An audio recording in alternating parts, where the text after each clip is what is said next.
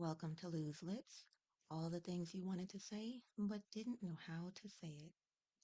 Today's topic is, why don't we kick Hungary out of NATO? Now, since the start of the Ukraine and Russia war, we have seen lines drawn whether you are for the war or against it. One of the tests for sure that everyone is baffled by is the NATO alliance. NATO never really came into play before because it was never up against a test. But now, with this war of aggression that Russia started and doesn't want to end, it is obvious that there are two countries that we need to rethink their membership. But most importantly on the table right now is Hungary.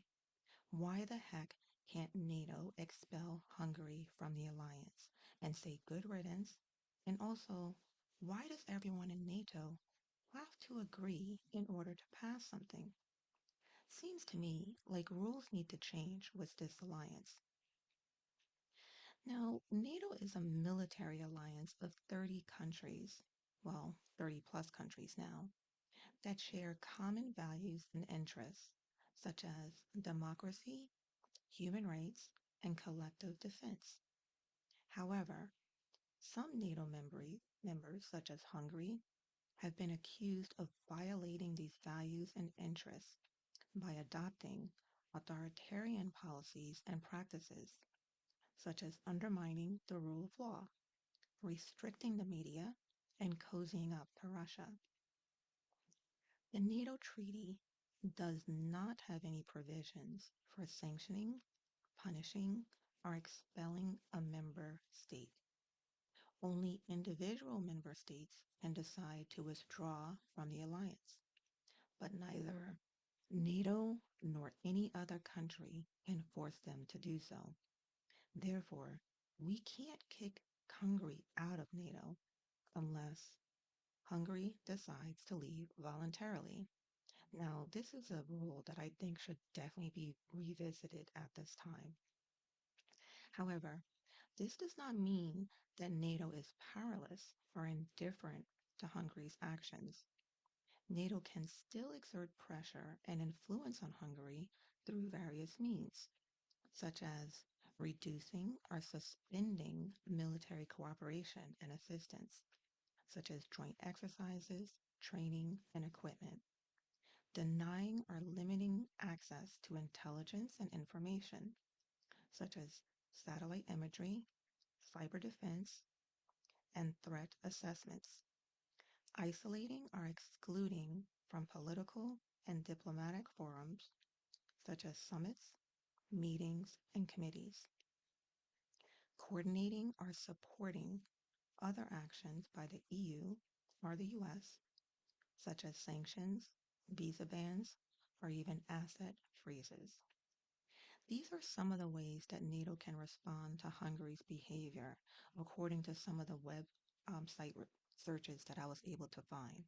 However, these actions may also have costs and risks for NATO, such as weakening or dividing the alliance, especially among the Central and Eastern European members, who may have different views and interests on Hungary, provoking or even antagonizing Hungary, which may retaliate or escalate the situation, or align more closely with Russia or China. But in fact, I honestly think that Hungary has already made its own decision because they seem to be in cahoots or cozying up to Russia. So, and as far as I'm concerned, they don't really care what NATO is supposing or directing at this moment or whatever because they've already made up their mind. They can even undermining or compromising the security and stability of the region, which may face threats and challenges from Russia, terrorism, migration, or other sources. Now, I don't think that Hungary thinks this is a problem because in their mind, they think that if they need help, they are obviously going to ask Russia for assistance. I don't think they would go to NATO for assistance at this point. These are some of the challenges and dilemmas that NATO faces when dealing with Hungary, according to website searches that I was able to find. Therefore, the answer to this question is not going to be simple or even clear, and it may depend on various factors, such as the severity and impact of Hungary's actions, the consensus and cohesion of the alliance, and the balance and trade off of the cost and benefits. There are several possible reasons why Viktor Orban, the Prime Minister of Hungary, does not support Ukraine. Now, some of these reasons I was able to find are Orban has a close relationship with Russia and its president, Vladimir Putin, who is the main aggressor in the war against Ukraine. Now, Orban opposes the EU sanctions on Russia and seeks to increase Hungary's energy and economic ties with Russia. Orban also has a conflict with Ukraine over the rights of the ethnic Hungary minority in Western Ukraine, who number around 150,000. Orban accuses Ukraine of violating their rights by restricting their use of the Hungarian language in schools and public administration. Orban has a nationalist and populist agenda that appeals to his domestic supporters, who are mostly conservative and anti-immigrant. Orban portrays himself as a defender of Hungary's sovereignty and interest against the EU and other external actors. These are some of the reasons why Orban does not support Ukraine. However, it is important to note that not all Hungarians share Orban's views, and that there are also voices of solidarity and cooperation with Ukraine in Hungary. For example, some Hungarian civil society organizations and local governments have provided humanitarian and medical aid to Ukraine, and even some Hungarian politicians and diplomats have criticized Orban's policies and actions. There are several possible ways to bypass Hungary and get things done in order to make sure that Ukraine is supported.